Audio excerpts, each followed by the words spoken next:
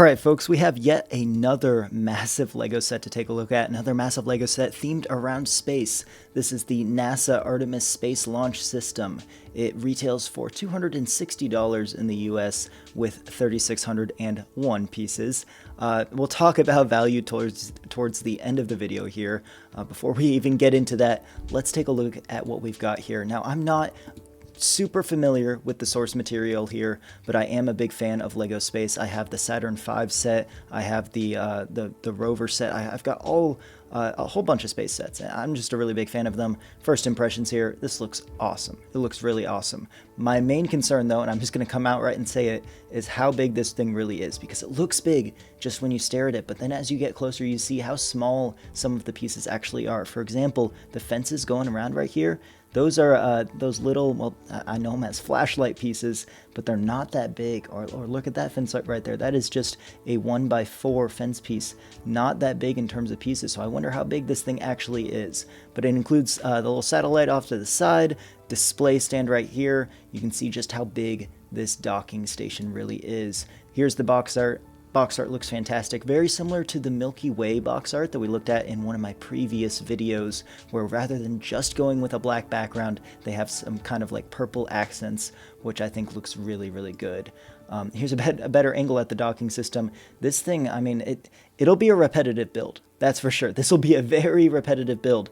But I mean, there's no other way to do it. There really isn't. And it looks really good. I mean, structurally, it looks awesome. I do kind of wonder if there's any sort of functionality with that red pole going up the side. I'm curious to see that. It looks like it connects at roughly 3 or 4 points towards the top as well. Yeah, I mean, you could go into this thing, all of the greebling, all the different details. You could go into it for hours. I don't have that time right now, but it looks really fantastic. It really does. Here's a better look at the top. Lots of machinery going on here. You can see the direct docking bay. That's really cool. Here's a better look at the satellite. I know I could probably call it something better than that. That's unfortunate though. This is a sticker right here, not printed. Everything on the actual satellite, though, does appear to be printed, so that is a really fantastic sign. As we look through the pictures again, here is the back of the box. Not looking too bad here. You can kind of get a sense of how everything splits up, how it departs. That's really cool. All right, now here's what I was waiting for, how it looks in person. Not really in person, but next to an individual. And it actually does look pretty big. It really does look quite large. I'm going to scroll down here in a bit and look at the actual measurements because I definitely need to see that. I like this side of the build as well, these pipes going up. It might not actually be the least interesting build of all time. There definitely will be a lot of repetition there, especially starting right here up to here with all the supports, but I do just really love all the little mechanical details throughout. Yeah, here's a little bit of a sense of how this thing breaks apart. Not too bad.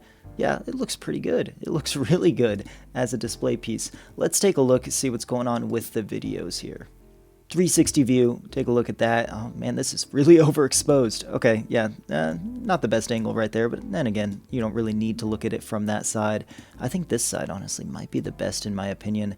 Yeah, I don't think there's really any functionality going up the tower. I think most of this build is basically static. I don't know if there's any actual mechanical Lego Technic functions or anything like that, but it looks like everything splits apart. The video will hopefully give us a better sense of what this thing can do. Okay, some building process here. Obviously you can place that, locks in real nice. That's nice. That's kind of cool. Goes up like that. Oh, okay. So that clearly there is a little bit of a mechanical functionality. Hold on, let me go back to that here.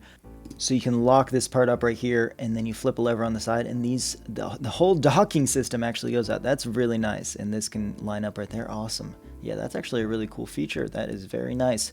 Fits inside of the capsule. That's really cool. I do wonder if there, no, it doesn't look like it. I was wondering if there would be any of those micro astronaut figures like in the Saturn V. Doesn't look like that is the case. No, I like it though. I mean, that looks really good. Has some functionality to it. Looks like a really awesome display piece. In terms of dimensions, let's see if it has that somewhere around here. I was looking in all the wrong places. Looks like the height is 28 inches. Width is 11 inches, diameter is 12 inches, so 28 inches, I mean, that's about a little over 2 feet, so that's not too bad. Overall, though, I like it. I like what I'm seeing. I hope to get this at some point if I can afford it. Let me know in the comments below if you plan on getting this thing, if you like it, if you dislike it, why or why not.